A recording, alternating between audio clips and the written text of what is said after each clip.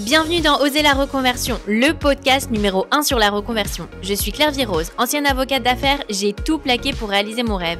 Et ça a été la meilleure décision de ma vie. Si toi aussi tu as choisi une carrière par défaut ou pour faire plaisir à ton entourage, tu te demandes ce que tu fais encore dans ton job, découvre ici chaque lundi des invités qui te ressemblent et qui ont osé la reconversion dans tous les domaines. Ils nous racontent leur success story pour à ton tour oser la reconversion. Aujourd'hui, j'accueille dans Oser la reconversion Julie Kukierman. Après avoir été sportive de haut niveau puis entraîneuse des équipes de France pour les JO, Julie a tout plaqué du jour au lendemain pour se concentrer sur sa vie de famille. Aujourd'hui, elle est maman et entrepreneuse avec sa plateforme Move with Julie. Avec une mère championne, le destin de Julie était tout tracé. Elle devient championne de France de gymnastique à seulement 10 ans, puis dans le top 30 juniors françaises en tennis. Julie devient finalement préparatrice sportive des sportifs de haut niveau. Elle entraîne l'équipe de France d'escrime pour les JO de Londres en 2012. En 2016, à 1 an des JO de Rio, Julie arrête tout pour se consacrer à sa vie de famille.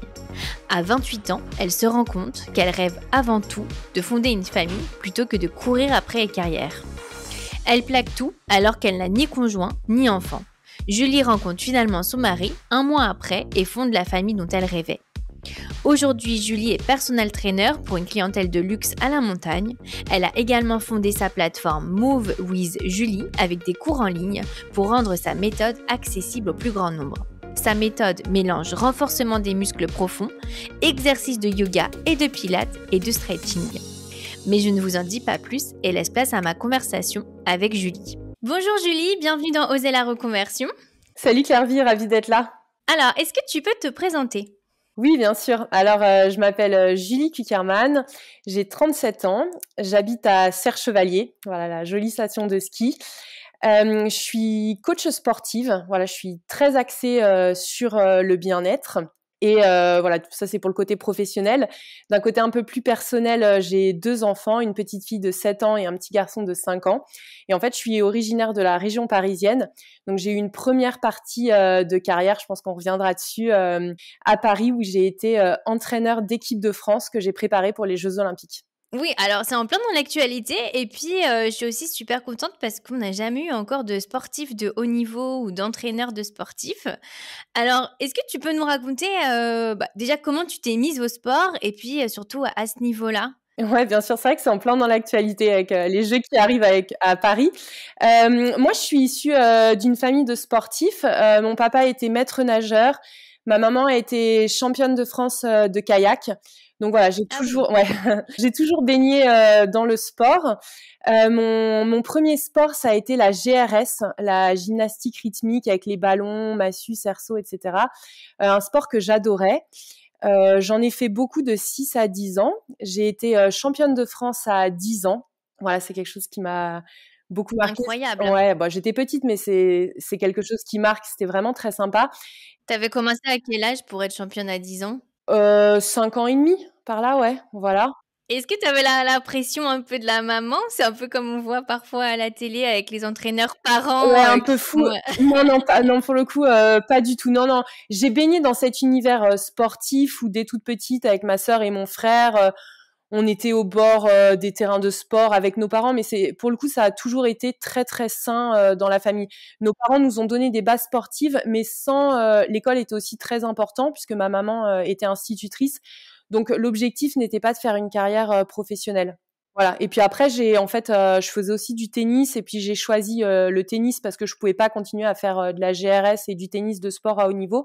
Et donc, j'ai fait beaucoup, beaucoup de tennis. J'ai eu un bon niveau. Pour ceux qui connaissent, j'ai été classée 0. Donc, j'étais en gros dans les 30 meilleures joueuses françaises de mon année d'âge. Voilà. Et alors, comment ça s'est arrêté ? Parce que donc, du coup, t'es jeune, t'es super bien classée.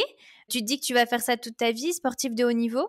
Non, pas du tout. En fait, j'avais un bon niveau, mais par contre, ça a toujours été très clair que ce serait les études d'abord. Donc, en fait, ça s'est essoufflé un petit peu naturellement. J'ai eu mon baccalauréat, je suis partie en fac de sport parce que les études, c'était important, mais je me voyais pas faire autre chose que des études dans le sport. Et donc, en fait, c'est là que les études ont pris le pas sur ma carrière sportive. Donc en fait, quelque part, c'était une jolie transition parce que j'ai un peu ralenti le sport pour moi, mais je suis passée côté études dans le sport. Ouais, on peut pas faire des études et en même temps être sportif et faire que ça en fait. Enfin, Bah, au très haut niveau, c'est compliqué. Je sais qu'il y a beaucoup d'athlètes qui le font, notamment des sports où il n'y a pas énormément d'argent et où tu sais que tu es obligé de faire des études pour préparer ta reconversion. Mais être vraiment focus sur les deux, c'est compliqué. Et donc, t'es devenue entraîneuse? Comment ça s'est fait? Ouais, alors j'étais plus exactement préparateur physique, c'est-à-dire que moi je m'occupais de toute la partie musculation, course. En fait, je préparais les athlètes physiquement pour qu'ils soient au top de leur niveau dans leur sport. Moi, ça a toujours été mon rêve. J'ai toujours été passionnée par le côté goût de l'effort, dépassement de soi. Voilà, je pense que ça allait bien avec mon caractère. Donc voilà, j'ai toujours voulu faire ça. Je suis partie en fac de sport. J'ai fait un master 2 à l'INSEP, qui est le lieu où s'entraînent les équipes de France de tous les sports olympiques, donc pour préparer les Jeux olympiques. Et puis c'est comme ça que petit à petit, en fait, à l'issue de mon master 2, j'ai eu la chance d'intégrer ma première équipe de France, qui a été l'équipe donc en tant qu'entraîneur, préparateur physique, qui était l'équipe de France d'escrime. Et c'est marrant parce que je pensais que c'était plutôt kiné ou comment ça se distingue en fait entre fac de sport par exemple et fac de kiné pour devenir préparateur sportif? Alors, les kinés sont vraiment plus sur le pôle médical, tu vois, pour, j'allais dire réparer, pour s'occuper des athlètes blessés. Voilà, j'espère que je me trompe pas trop. En plus, ma sœur est kiné, mais je pense que je me trompe pas trop. Nous, on est vraiment sur le côté préparation des athlètes d'un point de vue vraiment qualité physique, donc force, endurance, adresse, coordination. C'est vraiment deux voies qui sont différentes. Et après, par contre, en fait, un athlète de très très haut niveau, parce que là, moi, je travaillais avec les équipes de France, donc c'est vraiment le plus haut niveau possible. Il a tout un staff autour de lui. Il va avoir l'entraîneur de son sport. Par exemple, moi, je travaillais avec l'équipe de France d'escrime, donc ils avaient leur maître d'armes qui leur apprenaient la technique, les kinés pour s'occuper de tout ce qui est massage, vraiment le corps, et moi l'entraîneur physique pour les préparer physiquement pour qu'ils soient très forts sur le terrain. Et toi, c'était mental aussi un peu? Non, il y a toujours une dimension mentale. Je pense que quand on est fort physiquement, on est plus fort dans sa tête, tout est lié. Ils ont aussi des préparateurs mentaux, mais sinon moi je m'occupais vraiment vraiment des qualités physiques et vraiment du côté physique. Ah ouais. Donc c'est quoi en fait? C'est un peu cardio, est-ce que ça regroupe aussi l'alimentation? À quel point ça entre en jeu en fait? Enfin, à quel point c'est global, j'ai envie de dire? Ouais, en fait, ça dépend vraiment des athlètes qu'on prépare et de leur sport aussi, parce qu'on va pas préparer pareil un escrimeur qu'un tennisman ou qu'un judoka. Donc on va être très focalisé sur la musculation pour développer la force, l'endurance pour qu'ils soient capables d'enchaîner les tournois, les compétitions. L'alimentation, ça joue aussi beaucoup parce que bon, pour caricaturer, si tu te manges un McDo, t'es moins en forme derrière pour t'entraîner. L'idée, c'est vraiment de préparer le corps pour qu'il soit au top de sa forme pour les compétitions. Et comment tu t'es retrouvée à préparer des sportifs spécialisés dans l'escrime? Avec un peu de chance, je pense qu'il en faut toujours, et beaucoup de travail. Je savais que ce serait compliqué d'atteindre le très haut niveau, que ce soit en escrime ou dans un autre sport, en tant que femme, parce que mine de rien, donc ça, on parle de ça, c'était en 2011-2012, donc tu vois, il y a quasiment 15 ans. Et des femmes entraîneurs, le sport reste quand même un milieu d'hommes. Je pense malheureusement comme beaucoup de choses un peu élitistes. Et voilà, et donc c'était pas gagné en tant que femme d'atteindre ce très haut niveau. Donc je me suis dit qu'il fallait vraiment que je travaille beaucoup pour pouvoir prétendre à cette carrière. Et en fait, j'étais en master 2 à l'INSEP, j'ai bien réussi mon master 2 en termes de résultats. Et il s'est trouvé que quand je l'ai terminé, l'équipe de France d'escrime, alors que moi je n'étais pas du tout escrimeuse, j'étais issue du tennis et de la gym, ils recherchaient un préparateur physique.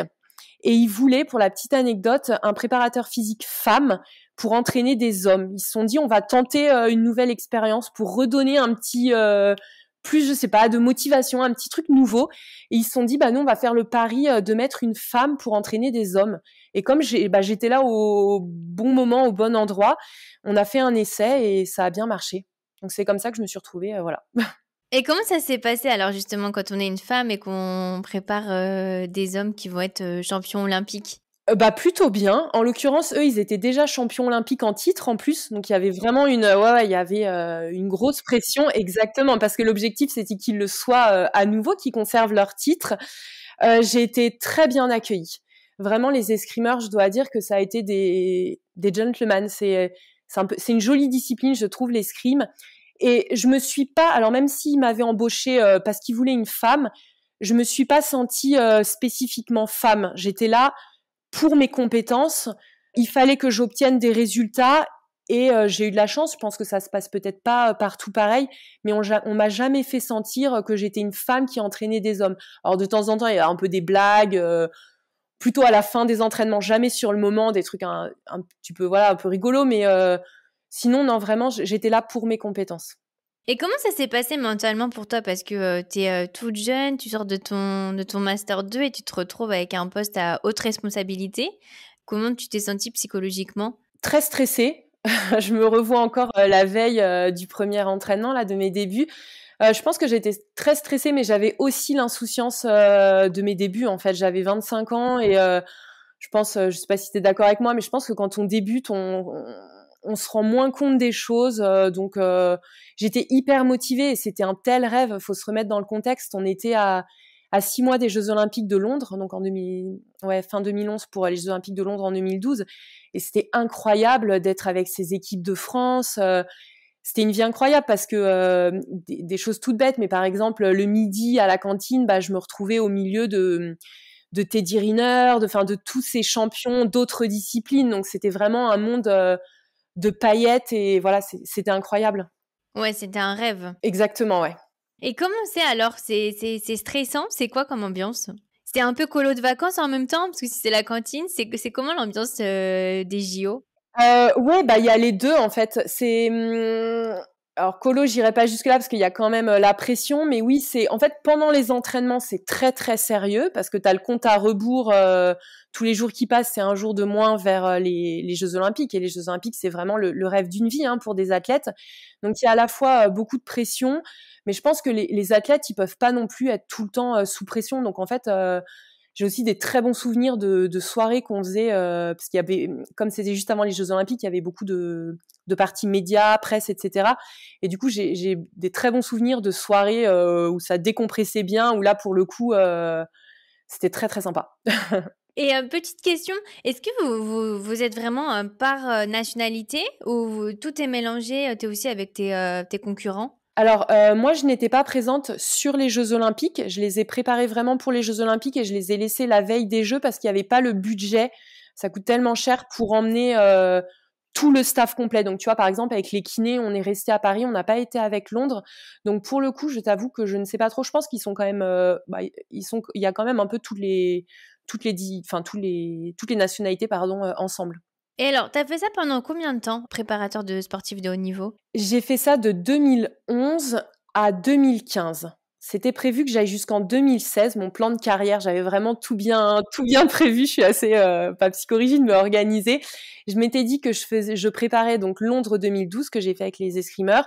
Et après, je visais Rio, donc 4 ans plus tard, en 2016. C'était vraiment mon plan de carrière d'aller jusqu'à Rio. Et je me suis arrêtée 1 an avant, en 2015. Qu'est-ce qui s'est passé? Bah, ma reconversion. On est dans le thème du podcast.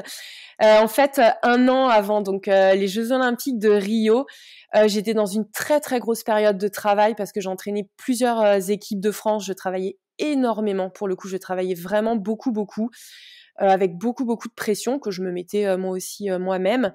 Tu avais plusieurs disciplines du coup? Oui, je travaillais beaucoup avec des tennisman, pas des équipes de France, mais quand même qui avaient un très très bon niveau, et j'étais avec l'équipe de France de tir. Donc voilà, rien à voir, mais voilà, il y avait vraiment beaucoup beaucoup de travail. Et à 1 an des Jeux, ça a été très soudain. Je me rappelle comme si c'était hier. Un soir, j'étais toute seule dans mon petit appart parisien et je me suis dit, mais où je vais? C'est pas cette vie que je veux. Même si j'ai toujours rêvé des Jeux Olympiques et que ça a toujours été mon objectif professionnel, mon rêve, et que je travaille très dur pour ça depuis de longues années. Mon plus grand rêve, encore plus que les Jeux Olympiques, c'est de fonder une famille. Et en fait, c'est des métiers, je pense, mais comme dans beaucoup de domaines, quand tu te consacres entièrement à ta vie professionnelle, c'est compliqué de ne pas délaisser sa vie personnelle. Et moi, je me suis rendu compte que j'étais en train de la délaisser. et de passer à côté de ce rêve de fonder une famille qui était encore plus grand. Et t'avais quel âge à ce moment-là?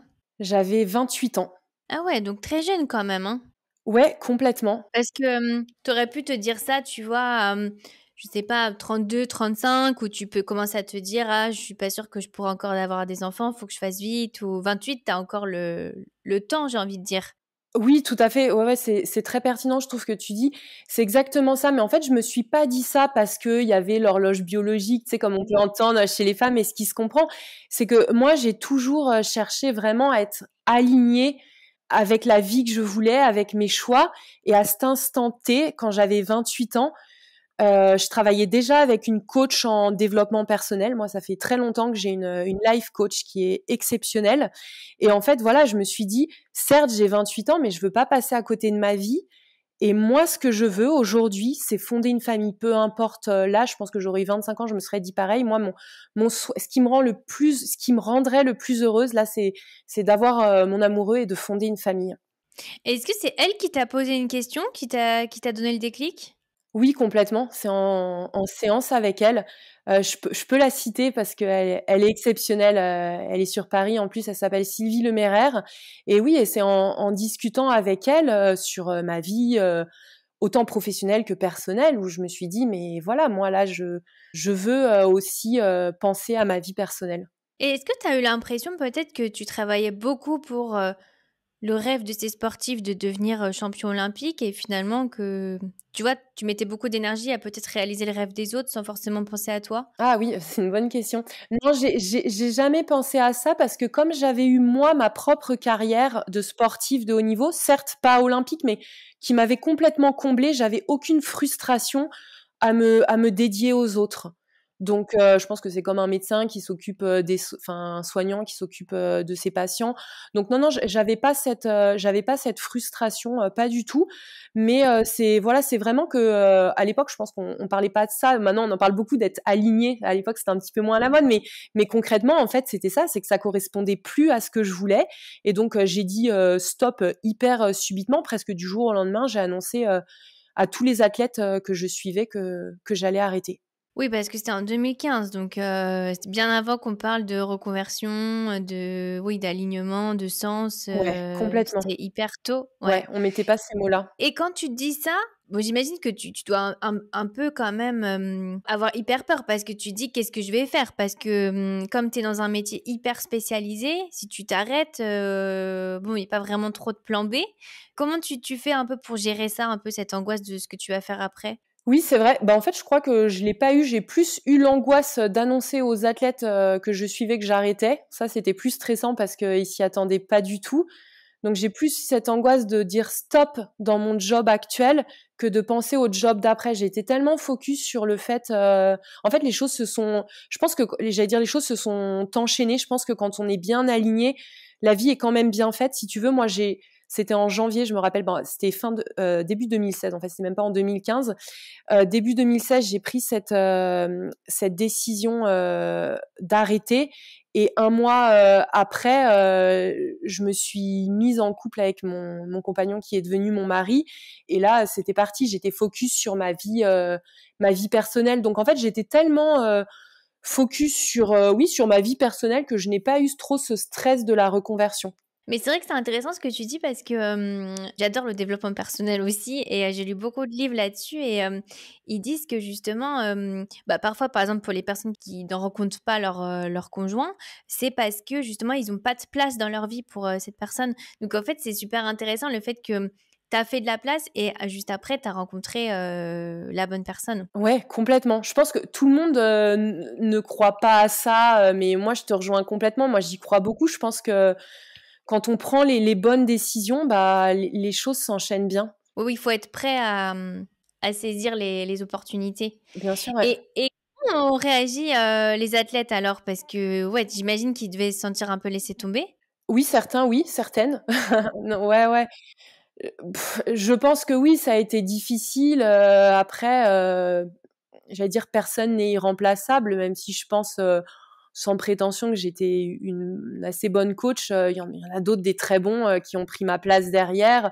Je pense que ça a été dur. Après, c'était logique et cohérent. Moi, j'ai bien expliqué que voilà, j'arrêtais pour me consacrer à ma vie personnelle, d'autant plus que donc j'étais à Paris et en fait mon conjoint est coach de ski, donc à Serre-Chevalier, et donc en fait j'annonçais que j'arrêtais pour le rejoindre à Serre-Chevalier, donc il y avait cette distance géographique qui faisait que je déménageais, que je pouvais pas continuer à Paris. Et comment réagit ton entourage? Oh, très étonnée.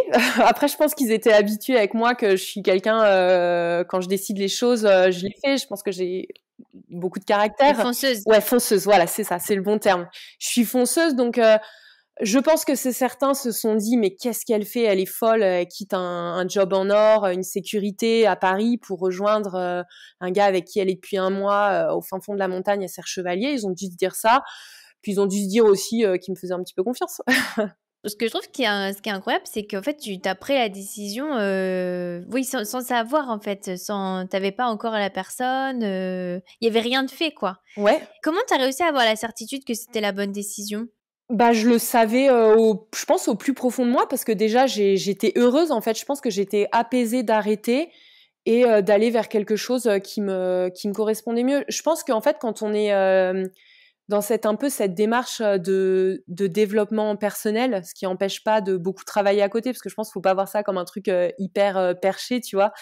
Je pense qu'on sait au fond de nous, enfin, moi j'aime pas me mentir à moi-même, tu vois? J'aime pas quand on n'est pas honnête avec soi-même ou avec les autres, et je pense que voilà, je le savais en fait. Après, je sais pas ce que tu en penses, mais même si on est, heureux, on est sûr que c'est la bonne décision, ça empêche pas quand même d'être, anxieux, angoissé et d'avoir peur. Oui, complètement. Les 2 peuvent cohabiter. Oui, oui, complètement, parce que c'est vrai que, bah, l'inconnu fait peur. Donc oui, oui, complètement, l'inconnu fait peur. C'est vrai que quand j'y réfléchis avec le recul, je pense que j'ai quand même eu des petits moments de stress en me disant, si, parce que c'est vrai que je me rappelle que donc en fait après je me suis consacrée à ma vie de famille. Je pense on y reviendra, et quand il a fallu relancer ma carrière professionnelle à Serre Chevalier, parce qu'il fallait bien que je retravaille, puis j'en avais envie. Je me rappelle être comme devant un grand vide, tu sais, à te dire, là faut y aller et il va falloir que ça marche, quoi. Et comment ça s'est passé donc mentalement? Parce que donc tu te dis que tu t'arrêtes pour te consacrer à ta vie de perso, vie de famille. Comment tu le vis? Parce que toi, tu étais super carriériste, tu avais l'image de cette fille ambitieuse, carriériste. Comment tu l'as vécu, toi et puis aussi en fonction des autres un peu, des jugements qu'on a pu avoir sur toi, j'imagine aussi? Ouais, complètement. Bah, c'est vrai qu'en fait, dans un premier temps, j'étais tellement focalisée sur, donner naissance à mes enfants, que ça me posait pas de problème. Mais après, quand mes enfants ont commencé à grandir, et même enfin, quand ils étaient pas très grands, qu'ils avaient quelques mois, je me sentais quand même, je me rappelle de moments où je me sentais en décalage avec, les autres mamans, parce que j'avais quand même ce côté, très carriériste au fond de moi, en me disant: «OK, là, je me consacre à mon nouveau-né», et notamment, Sacha, mon deuxième, quand il est né. Je savais tout de suite que je voudrais après reprendre une carrière professionnelle, et ça, c'était compliqué parce que, j'étais entourée pour le coup, de mamans qui étaient mamans à temps plein, et moi, je pensais déjà à relancer un business, à me relancer, et du coup, là, pour le coup, je me sentais un peu en décalage, et c'était compliqué. Je me rappelle aussi, je continue, ce qui a été un peu compliqué, c'est que, quand je suis arrivée à Serre Chevalier, bah, forcément personne, me connaissait parce que j'étais pas un nom. Les entraîneurs ne sont pas très connus, c'est plus les athlètes qui sont connus, et c'est vrai que ça a été compliqué, que les gens me disent: «Ah mais toi Julie, t'as pas de travail ici», alors il y a pas de honte à être femme au foyer ni rien, pas du tout, mais c'est vrai que quand je repensais à la carrière que j'avais avant, j'aimerais dire: «Mais si, vous vous rendez pas compte, j'ai entraîné moi j'ai préparé les Jeux olympiques», tu sais, tu as un peu l'ego quand même qui est titillé, et tu as envie de leur dire: «Eh les gars, si, si, j'ai eu un truc avant, quoi». Après ça, je trouve c'est hyper français, ce côté, dénigrement des femmes au foyer. Un peu, «Tu es femme au foyer, tu fais rien». Alors Ouais. que je trouve que dans d'autres pays, ce n'est pas vrai. C'est, assez valorisé, en se disant que l'éducation des enfants, c'est hyper important, donc c'est aussi français, je trouve, le côté, pour montrer que tu fais autre chose en plus. Ouais, bien sûr, ouais, tu as raison. Je trouve pas que ça soit bien justement, tu vois? Parce enfin, je trouve que femme au foyer, c'est aussi c'est difficile, Ah enfin. oui, ah bah, c'est clair, c'est très fatigant. Et comment ça s'est passé quand tu dis que donc au bout de 3 ans à peu près, hein, c'est ça? Tu t'es dit: j'ai envie de me relancer». Ouais, complètement. Quand mon petit garçon, a eu 2 ans, donc là, je me suis dit, mes enfants sont rapprochés, tu vois? Je les ai quand même fait rapprocher, parce que j'étais très contente d'avoir des enfants, mais parce qu'aussi j'avais l'idée de relancer ma carrière, derrière, Et donc, quand mon deuxième a eu 2 ans, là, je me suis dit, là, c'est le bon moment. Là, j'ai trop envie de retravailler, de relancer une aventure entrepreneuriale. Et j'ai pris une grande décision, c'est de ne pas me relancer dans le monde du sport de haut niveau. Parce que, tu vois, j'aurais pu repartir dans ce que je savais faire, en fait, me dire... je suis au ski, donc je vais me relancer dans l'entraînement de jeunes skieurs. Et je me suis dit que non, en fait, j'allais fonder vraiment ma propre méthode et partir vraiment sur une clientèle privée. Et donc, en fait, je suis devenue coach sportive, mais très axée sur le bien-être. Donc, du coup, je ne suis plus du tout dans la performance. Je forme plus personne pour la compétition. Mais par contre, mon but maintenant, c'est vraiment d'aider les femmes à être bien dans leur vie personnelle, leur vie professionnelle, en étant en forme, tu vois, parce que quand on sort d'une séance de sport, d'une séance de coaching, on se sent bien physiquement, on se sent bien dans sa tête et on est prêt à tout déchirer. Oui, alors aujourd'hui, donc tu as deux activités. Tu as le côté personal trainer pour une clientèle de luxe. Alors, tu vas nous en parler un peu après. Et tu as aussi ta plateforme Move with Julie. Et donc ça, c'est accessible à tous. C'est des cours pour tout le monde, justement, pour rendre plus accessible ce que tu fais pour des clients de luxe. Et alors, donc tu as commencé, j'imagine, par personal trainer et la plateforme dans un second temps. Alors, j'avais des questions déjà. Personal trainer pour une clientèle de luxe, alors, ça fait rêver. Et comment on trouve ces clients de luxe pour commencer? Alors, j'ai pas que des clients de luxe, hein. Enfin, et d'ailleurs, non, parce que ça fait comme s'il y avait une hiérarchie. Enfin, moi, j'adore toutes mes clientes. Moi, je coach des hommes aussi, mais qu'ils soient, enfin, peu importe leur profession, etc.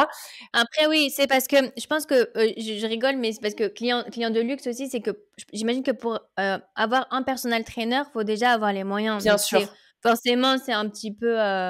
Complètement. C'est pour ça qu'on en reparlera après. C'est pour ça que j'ai créé aussi ma plateforme pour permettre à toutes les femmes et tous les hommes qui n'ont pas forcément les moyens ou le temps de se payer une personal trainer de pouvoir faire, en l'occurrence, mes séances à un tout petit coût. Mais c'est vrai que oui, j'ai la chance de travailler dans des hôtels prestigieux, dans des chalets de luxe auprès d'une clientèle très aisée. Donc c'est vrai que c'est très agréable. En fait, moi, je me déplace à domicile chez les gens. L'idée, c'est parce que j'ai une grosse clientèle de femmes chefs d'entreprise qui ont des gros jobs. Donc, en fait, l'idée de se déplacer chez elles, c'est comme elles sont très, très occupées avec leur job, leurs enfants, ça leur permet de pas perdre de temps. Elles ont la coach qui arrive, elles font 1 heure de sport et après, elles peuvent continuer à travailler. Et c'est vrai que pour moi, c'est très sympa parce que du coup, je travaille dans des endroits sublimes. Et voilà, c'est très chouette. Et c'est des personnes qui sont en vacances ou c'est des personnes qui habitent... T'es toujours à Oui, Serre-Chevalier? je suis toujours à Serre-Chevalier. J'ai vraiment les deux. Il y a beaucoup de gens, oui, qui ont des chalets qui viennent ici en vacances, tu vois, des résidences secondaires. Donc c'est très bien, ça permet aux gens de faire un peu de sport pendant leurs vacances. Et sinon, j'ai aussi beaucoup de locaux, de gens qui habitent ici et pour qui le sport s'est rentré dans leur hygiène de vie, dans leur routine toutes les semaines, parce que c'est important. Et comment tu as commencé, comment on trouve ses premiers clients? Alors j'imagine au bout d'un moment, ça se fait surtout par bouche à oreille, mais au début, comment tu as commencé? Je pense beaucoup par le bouche à oreille. Certains connaissaient quand même ma carrière auparavant dans le sport de haut niveau, donc avaient envie d'avoir accès à mes compétences. Donc c'est comme ça qu'ils m'ont appelé. Puis après, le bouche à oreille a fait le reste. Et puis aussi, grâce aux réseaux sociaux, j'ai un compte Instagram, donc à mon nom, Julie Kuckerman. Et c'est vrai que où je poste beaucoup mes séances, un peu mon hygiène de vie, parce que moi, je suis j'essaye d'incarner ce que j'enseigne. Et donc, je suis vraiment très axée sur l'alimentation saine tout en se faisant plaisir, avoir des routines un peu saines au quotidien. Et donc, je pense que c'est comme ça que les gens m'ont connue aussi. Alors justement, c'est la question que je voulais te poser parce que je trouve que le monde du bien-être, du sport, c'est hyper difficile parce que, surtout depuis le Covid, il y a énormément de contenu gratuit. Tu vois, tu as tous les cours de sport gratuits, les cours d'alimentation et j'imagine ça doit être super difficile d'arriver à se faire rémunérer parce que tu dois à la fois faire du contenu gratuit pour trouver un petit peu, te créer ta communauté, te faire connaître et puis après en plus il faut faire du contenu plus pour être Oui, rémunéré. ouais. Comment tu fais un peu pour jongler entre les deux? Quelle est ta vision? Parce que moi j'ai la vision un petit peu client, mais toi comment tu vois tout ça? C'est vrai que quand on voit maintenant, depuis le Covid, hein, comme tu l'as dit, la foule de contenus autour du bien-être, que ce soit le sport, l'alimentation, la méditation, le yoga, on se dit, mais c'est vrai que les clients doivent être perdus au milieu de tout ça. Après, moi, j'ai fait le pari que les gens viennent me voir, que ce soit moi en tant que personal trainer ou alors sur ma plateforme Move with Julie, pour vraiment mon expertise et mon identité sportive. Tu vois, moi, en fait, j'ai repris mes compétences d'entraîneur de sport de haut niveau que j'ai basculé autour du bien-être. Et donc, j'ai vraiment créé ma méthode qui mélange renforcement des muscles profonds, exercices de yoga, de stretching, de pilates, tout ça, au sein de la même séance. Donc en fait, les gens vont venir, certes, ils vont avoir du contenu gratuit, certes, il y a des plateformes qui aujourd'hui coûtent 3 € par an parce que c'est des multinationales. Mais voilà, moi, je me démarque pour ça. Je pense les gens viennent me voir pour vraiment ma méthode, tu vois. Et je pense que c'est quand on a vraiment son identité et qu'on a construit son expertise, je pense que c'est comme ça qu'on peut faire la différence. Et alors, si on veut s'abonner à ta plateforme, comment ça fonctionne un peu Alors la particularité de ma plateforme, et dont j'en suis très fière et très contente, c'est qu'il y a pas d'abonnement mensuel. En fait, moi, c'est vraiment donc ma plateforme s'appelle Move with Julie. Vous pouvez la retrouver sur mon compte, Instagram, Julie Quickerman. Oui, je mettrai le lien pour C'est les sympa. auditeurs. En fait, je suis partie du principe qu'il y a plein de gens qui prennent des abonnements, tu sais, qu'on paye tous les mois. Ils vont faire 3 séances le premier mois parce qu'ils sont motivés, que c'est bientôt l'été, ou alors les bonnes résolutions, on connaît tout ça. Et puis, ils vont s'arrêter au bout de 2 mois. Et au final, ils payent tous les mois et ils oublient d'arrêter leur abonnement parce que c'est comme ça tous les mois. Et moi, je voulais pas partir là-dessus. Donc, en fait, moi, j'ai vraiment créé des programmes vidéo. Dans chaque programme, il y a, par exemple, 20 séances de 3 niveaux différents pour que chacun y trouve son compte. Là, le dernier programme que j'ai sorti il y a quelques semaines, il s'appelle dos étiré, abdos tonifiés. Donc, c'est vraiment pour à la fois étirer le dos et ne plus avoir mal au dos au quotidien et en même temps renforcer les abdominaux parce qu'on veut tout avoir un ventre un peu plus tonique. Et en fait, quand tu achètes ce programme, tu vois qu'il est à tout petit prix, il est à 24 € alors qu'il y a 20 vidéos dessus. En fait, le programme, il est en accès illimité. C'est-à-dire qu'une fois que tu l'as dans ton espace personnel de la plateforme, bah, tu l'as à vie. Tu vois, t'as pas besoin de repayer un abonnement. Vraiment dans l'idée que ce soit accessible au plus grand nombre. Et ça a dû être compliqué de mettre en place ta plateforme, tes vidéos. Combien de temps ça t'a pris à peu près de lancer? Ah bah beaucoup de temps. J'ai un bon webmaster, merci Jonathan. Non, sinon j'y ai quand même passé quelques nuits, je dois avouer, l'année dernière pour bah, tout ce qui est filmé, montage, etc. Après c'est l'entrepreneuriat, c'est des projets qui sont passionnants. Je pense que dès que tu as un projet qui est à toi un peu, t'es happé dans le truc et c'est quand même hyper sympa de monter son projet, le commercialiser, chercher à le répandre, que les gens y aient accès, qui t'envoient. Puis après, t'as la récompense, c'est-à-dire qu'au-delà du côté, bien sûr, purement financier, moi, je reçois tous les jours des messages de femmes qui me disent Julie, j'ai découvert ta méthode, mais c'est incroyable. C'est la première fois qu'on s'étire pendant les séances et qu'on muscle en même temps. Ça fait tellement de bien. C'est hyper gratifiant.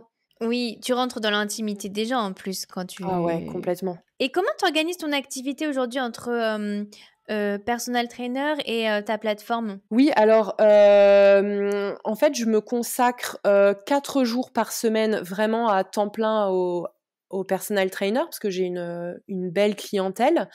Puis je fais aussi en fait des séances en visio comme personal trainer. Tu vois, j'ai des clientes très sympas et très chouettes qui habitent Paris et en fait, on fait ça par Zoom. Donc, je suis de l'autre côté de l'écran et voilà, elles s'entraînent comme ça avec moi. Donc voilà, je fais 4 fois par semaine mon activité de personal trainer et je fais 2 jours par semaine ma plateforme. Après, ça dépend vraiment des moments parce qu'il y a au moment des lancements des programmes, j'inverse un peu, je passe 3 jours par semaine vraiment sur ma plateforme pour y consacrer plus de temps et je réduis un petit peu l'activité de personal trainer. Je pense que c'est l'avantage quand tu as ton compte, que tu es entrepreneur, tu peux vraiment organiser ton temps. Enfin, on essaye d'organiser notre temps comme on peut. T'as combien de clients réguliers à peu près en tant que personal trainer? J'en ai une quarantaine. Ah oui, c'est beaucoup, hein. Ouais, c'est beaucoup, ouais. Ouais, c'est sympa.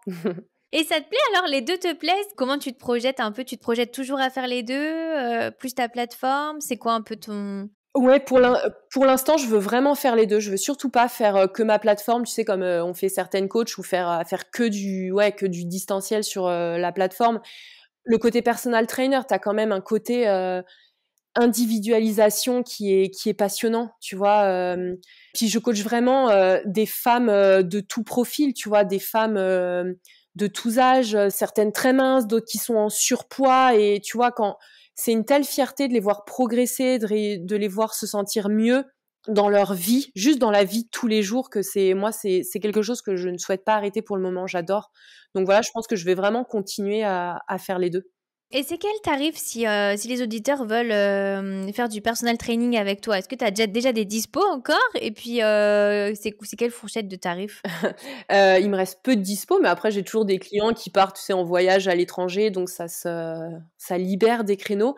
Une séance d'1 heure, c'est 70 €. Ah oui, ok. C'est accessible si on a envie de se lancer. Voilà, c'est un investissement. En fait, c'est des choix, hein. Après, j'entends que tout le monde n'ait pas les moyens. Après, c'est des choix. Ce qui est bien aussi, c'est que tu vois, j'ai des femmes qui font 2 séances par semaine.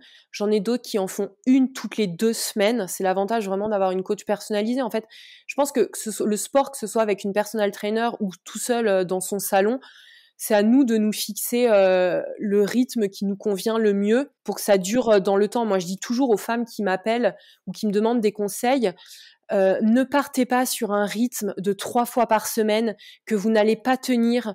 Vous allez arrêter au bout de 3 mois parce que on a les enfants, on a le travail, la charge mentale. Il faut partir sur quelque chose qu'on peut tenir. Il vaut mieux faire 1 fois par semaine, mais s'y tenir toute la vie, plutôt que 3 fois par semaine et arrêter au bout de 3 mois parce qu'on pète un câble et que c'est pas possible de tout faire. Ouais, la régularité, c'est le plus important. Et l'indulgence envers soi-même, tu vois. Autant j'ai été coach d'équipe de France où il y avait une rigueur extrême, autant moi là maintenant j'encourage les femmes à certes se mettre un peu de discipline, bien sûr, parce qu'il faut quand même se mettre un coup de pied aux fesses pour aller faire du sport ou aller faire un footing, mais il faut aussi être indulgente avec soi-même et se dire qu'on peut pas tout faire. Ouais. Et alors, aujourd'hui, ça serait quoi ton plus grand rêve professionnel? Ce serait de continuer à développer ma plateforme et que les femmes de partout en France et du monde entier puissent avoir accès à ma méthode et la découvrir. Voilà. Et puis aussi d'intervenir un peu plus partout en France, tu vois, de ne pas rester que à Serre-Chevalier, d'intervenir à Paris auprès d'entreprises que j'aime beaucoup, qui n'ont rien à voir avec le sport, tu vois. Par exemple, je pense comme ça, hein, mais tu vois, à la marque M, tu sais, skincare de Mathilde Lacombe que j'adore. J'aime beaucoup Mathilde Lacombe. J'ai lu son livre, une question d'équilibre, ça me parle beaucoup. Donc, tu vois, c'est voilà, intervenir auprès d'entreprises comme ça qui, je pense, ont des valeurs en commun avec moi, même si moi, c'est le sport et que toutes ces entreprises sont dans un autre domaine. Et t'aimerais te tourner un peu plus vers le développement personnel aussi? Mêler un peu les deux ou pas spécialement? Non, parce que je pense que c'est une bonne question, hein, mais je pense en toute honnêteté et en toute humilité que j'en ai pas les compétences. J'adore moi en tant que cliente et lectrice, enfin tu vois comme toi tu disais, c'est quelque chose qui me passionne. Après, voilà comme je te disais, moi j'ai une coach en développement personnel qui est tellement extraordinaire que je lui laisse ça à elle, son domaine d'expertise. Je me vois pas du tout atteindre ce niveau et être performante là-dedans. Et donc, ça fait combien de temps que tu es suivie par ta coach de vie? Par Sylvie Lemaire, j'ai commencé en 2014. Ça fait 10 ans. Ah ouais. Et tu la vois tous les combien de temps? Alors, c'est très aléatoire si tu veux. Donc elle est life coach et c'est pas du tout comme une psychologue que tu vas voir toutes les semaines. En fait, elle a une méthode extrêmement puissante, c'est-à-dire que tu vas la consulter quand tu as un problème particulier, tu sais, un nœud particulier que tu n'arrives pas à résoudre. Et en fait, une fois que tu as résolu ce problème, bah, si tu en as pas pendant 3 mois, tu vas pas l'avoir pendant 3 mois. Donc moi, après, elle fait autant le côté pro que le perso. Donc tu vois, quand je suis dans des phases professionnelles de gros lancements importants, je peux aller la voir 1 fois par mois, ce qui est déjà très bien. Et sinon, si tout roule pour le côté personnel, je vais peut-être la voir 3 fois par an, pas plus, parce que j'en ressens pas l'utilité. Et c'est quel type de questions qui t'aide le plus? Est-ce que par exemple, tu as bon, tu vois, bon, moi j'ai jamais été voir de coach de vie, Ah bah, je j'imagine te que les conseille. auditeurs en général non plus. Est-ce que justement tu pourrais peut-être nous donner 1 ou 2 questions qu'elle te pose et qui te font des déclics? Bah, en fait, c'est tellement personnel. Je pense qu'elle a une lecture du corps, comme moi, j'ai cette lecture pour le côté physique, tu vois. Je fais le lien parce que moi, quand je vois quelqu'un qui vient me voir en séance, je vois tout de suite s'il faut plus travailler les abdos, le cardio, peu importe. Bah, elle, en fait, elle va te voir et direct, presque, mais elle est incroyable, hein, elle est époustouflante. Tu n'as pas besoin de parler, elle va te dire, là, tu n'es pas aligné, et elle va partir, elle va voir si c'est plus du pro, du perso, et elle va te poser la bonne question pour aller chercher vraiment ce dont tu as besoin. Donc, tu vois, je peux même pas te dire quelle question précisément, c'est vraiment en fonction de toi, des petits freins, tu vois, que tu as dans ta vie, ce qui fait que tu n'es pas complètement épanoui, heureux. Ouais. Les barrières que tu te mets tout Exactement. seul, hein. Ouais, parce que des fois, c'est dur soi-même d'avancer. Non, parce que je me demandais si, voilà, au fur et à mesure d'un certain temps, toi, tu pouvais aussi un peu t'auto-coacher toi-même, quoi. Bah, j'essaye, j'essaye, et puis quand je suis, mais jusqu'à un certain point, j'arrive pas à aller au maximum du truc.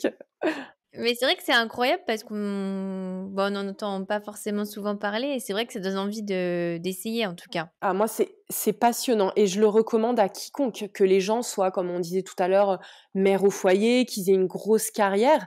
Si vous voulez être le plus épanoui possible dans votre vie, enfin, moi, je le conseille. Moi, cette life coach là, ce life coaching, il a changé ma vie, sans pour autant partir sur des trucs complètement perchés, parce que tu sais, les gens peuvent se dire ah, c'est du blabla, pas du tout. C'est très puissant. Moi, vraiment, je le conseille à tout le monde. Et quelle est la différence avec un psy alors? Bah, j'ai jamais vu de psy de ma vie, pour tout te dire. Je pourrais pas te dire. Je pense que là, avec vraiment le coaching mental, life coaching, en fait, on est vraiment sur des trucs très, très concrets. C'est-à-dire, OK, j'ai un problème, et qu'est-ce que je mets en place comme solution pour le dépasser? Moi, je suis quand même très dans l'action. J'ai cet ADN de sportif de haut niveau, tu vois? J'ai besoin que ça avance dans ma vie. Donc, je vais pas aller fouiller dans mon enfance, qui de toute façon était très heureuse, j'ai pas de problème avec ça. Mais tu vois, c'est vraiment OK. Là, je suis bloquée d'un point de vue personnel avec mon mari, mes enfants, peu importe. Qu'est-ce que je mets en place? D'un point de vue professionnel, qu'est-ce que je mets en place pour développer ma plateforme, pour grossir, pour tu vois? Oui, c'est plus dans l'action, alors que le psy, ça sera plus essayer de comprendre les raisons, le fonctionnement, décortiquer. C'est ça, voilà. Moi, j'ai besoin qu'on m'apporte des solutions pour avancer. J'ai pas le temps, ou j'en ai pas envie, je pense, d'aller chercher à comprendre. J'ai besoin enfin, pour avancer, il faut quand même comprendre d'où vient le problème. Mais une fois qu'il est compris, moi, je veux toujours avancer, avoir des nouveaux projets. Moi, c'est ça, et je pense comme plein de monde, hein, c'est ce qui me motive, tu vois, avoir toujours des nouveaux projets. Alors, sur le même sujet un petit peu, et c'est là toujours la dernière question du podcast, quel est le meilleur conseil qu'on t'ait donné? Vaste question. Tu peux prendre le temps de réfléchir un petit peu. Non, j'avais quand même un peu réfléchi, parce que j'ai quand même écouté beaucoup d'épisodes de ton podcast que j'apprécie beaucoup. Une fois, on m'a dit cette phrase que j'ai trouvée très belle. On m'a dit: ta sécurité, c'est ta liberté. Je trouve ça très joli. C'était par rapport, et c'est en lien, c'est pour ça que je le dis, parce que c'est en lien avec le thème de ton podcast, Oser la reconversion. C'est-à-dire que oui, ma sécurité, ce qui fait en sorte que je suis en sécurité affective, que je suis bien, ben en fait, ça va être ma liberté dans mon travail. Tu vois, j'ai quitté un job bien installé à Paris, très sécuritaire, où j'avais un très bon salaire, je bossais avec des fédérations, etc. Aujourd'hui, je suis complètement à mon compte. J'ai ma clientèle privée, j'ai ma plateforme. Je sais pas où ça va m'amener, très loin, j'espère, et j'en suis presque sûre. Mais voilà, cette liberté, moi, ma sécurité, c'est cette liberté. Après, c'est très personnel. Tu as des gens, leur sécurité, ça va être d'avoir un job, un CDI, enfin, tu vois. Mais moi, ma sécurité, c'est ma liberté. Oui, c'est super intéressant parce que ça change le point de vue, en fait, finalement, de se dire que finalement, est-ce que quand on n'est pas libre en faisant quelque chose qu'on n'aime pas, est-ce que finalement on se sent en sécurité? C'est exactement ça, complètement. Je pense qu'en fait, c'est une fausse sécurité. Pour certaines personnes, là encore, je pense que c'est vraiment à chacun de trouver sa voie. Il y a des gens qui, en étant fonctionnaires, en ayant leur boulot de 9h à 17h, sont très heureux comme ça. Moi, ça me correspond pas, et je me sens pas libre. Après aussi, je sais pas ce que tu en penses, mais je pense qu'aussi ça dépend des moments de vie, tu vois? Par exemple, toi, tu as eu un moment de vie où ta sécurité, c'était d'arrêter ta carrière pour ta famille et finalement, il n'y a pas de vérité pour toute la vie non plus. Je suis tout à fait d'accord, complètement. Je pense que exactement, il faut évoluer, et autant quand aujourd'hui j'ai 37 ans, quand j'aurai 50 ans, bah, j'aurai envie de quelque chose de beaucoup plus calme, parce qu'être à son compte aussi, c'est quand même beaucoup de pression, c'est des montées d'adrénaline. Moi, j'adore ça, mais c'est vrai que je pense que tous les entrepreneurs un peu le disent, quoi. C'est dur quand même de débrancher le cerveau, même en week-end, en vacances. Et peut-être que plus tard, j'aurais envie de quelque chose de beaucoup plus posé et en me prenant un petit peu moins la tête. Ouais, et ça sera ta sécurité. Exactement, ouais, complètement. À ce moment-là, ouais, on en reparlera à ce moment-là. Un grand merci Julie. Donc je mettrai tous les liens pour les auditeurs qui voudraient te découvrir sur tes réseaux, sur ta plateforme ou peut-être prendre un cours avec toi. Un grand merci pour tout ce que tu as partagé. Et merci à toi, c'était très sympa. Si vous avez aimé l'épisode, abonnez-vous et laissez-moi un commentaire si vous écoutez l'épisode sur YouTube. Et si vous écoutez l'épisode sur Apple Podcasts, Spotify ou Deezer, abonnez-vous et laissez une note 5 étoiles et un avis. C'est ce qui donne le plus de visibilité à ce podcast. N'hésitez pas à en parler autour de vous et à partager l'épisode sur les réseaux sociaux pour aider un plus grand nombre à oser la reconversion. Si vous souhaitez suivre les dernières actualités du podcast, rendez-vous sur notre compte Instagram @oserlareconversion et pour prolonger la discussion, rendez-vous sur notre groupe Facebook dédié aux auditeurs. Ensuite, si vous cherchez toutes les notes avec les références, allez dans le détail du podcast. Si vous souhaitez devenir annonceur, me proposer un invité ou me poser des questions, je serai ravie d'y répondre par mail à l'adresse partenariat@oserlareconversion.com.